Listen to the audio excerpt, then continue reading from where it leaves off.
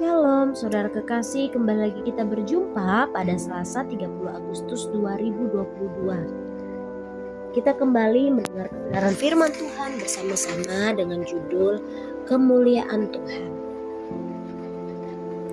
Seperti busur pelangi yang terlihat pada musim hujan di awan-awan, demikianlah kelihatan sinar yang mengelilinginya. Begitulah kelihatan gambar kemuliaan Tuhan. Tatkala aku melihatnya, aku sembah sujud, lalu kudengar suara Dia yang berfirman. Yesaya pasal 1 ayat 28 dan bacaan harian Yesaya pasal 1 sampai dengan pasal 3. Apabila kita berusaha untuk memahami, mengerti, bahkan menggambarkan kemuliaan Tuhan, tentunya kita akan mempunyai keterbatasan. Pengarang atau penyair terbaik sekalipun tak akan dapat mengungkapkannya dengan kata-kata. Pencipta lagu dan penyanyi tak akan bisa melantunkannya. Begitu juga yang dialami Yeskiel. Betapa ia terbata-bata ketika melihat kemuliaan Tuhan. Kemuliaan Tuhan terlalu dahsyat untuk dapat diuraikan.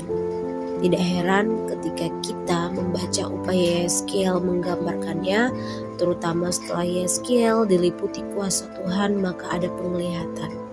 Pada awalnya ia melihat gemuruh langit, api yang dikelilingi oleh sinar dan gumpalan awan. Di tengah api itu ada sesuatu seperti suasa yang mengkilap. Di tengah-tengah seperti suasa itu ada 4 makhluk yang menyerupai manusia. Yeskiel rupanya tidak tahu nama makhluk itu, namun Yeskiel menjadi mengerti bahwa mereka adalah kerub-kerub. Daud mengatakan bahwa Tuhan mengendarai kerub lalu terbang dan tampak di atas sayap angin.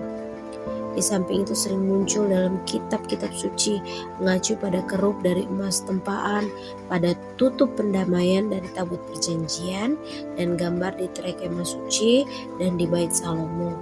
Termasuk 2 kerub dibuat dari kayu minyak dilapisinya dengan emas yang 10 hasta tingginya.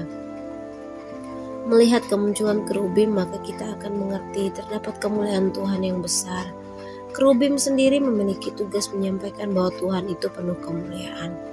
Tugas kerubim diantaranya adalah menonjolkan kemuliaan dan kuasa Tuhan dan menyanyikan pujian baginya. Yeskiel nabi khusus dalam pembuangan dan wafat dalam pembuangan itu, namun semangat Yeskiel menunjukkan ketaatan mutlak pada panggilan sebagai hamba Tuhan. Jadi jika Tuhan memenuhi kita dengan kemuliaannya, itu artinya kita menyatakan kebesaran Tuhan, kedahsyatannya, kemahakuasaannya, kekudusannya, dan kedaulatannya dimanapun, kapanpun, dan kemanapun Tuhan mengutus kita.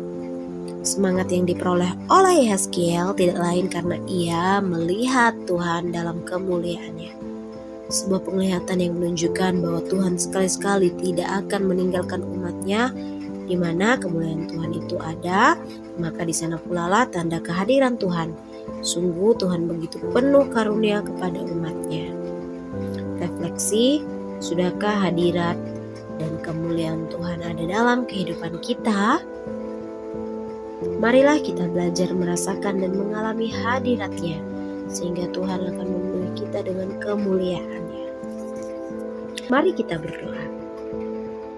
Bapa, kami percaya Engkau adalah Tuhan yang penuh dengan kuasa dan kemuliaan. Ajar kami supaya dapat mengerti dan merasakan kemuliaan-Mu, sehingga hadirat-Mu nyata dalam kehidupan kami. Dalam nama Tuhan Yesus, amin. Power statement: biarlah Tuhan dan firman-Nya berdaulat dalam seluruh aspek kehidupan kita, karena hanya Dia yang penuh kemuliaan dan patut disembah. Tuhan Yesus memberkati.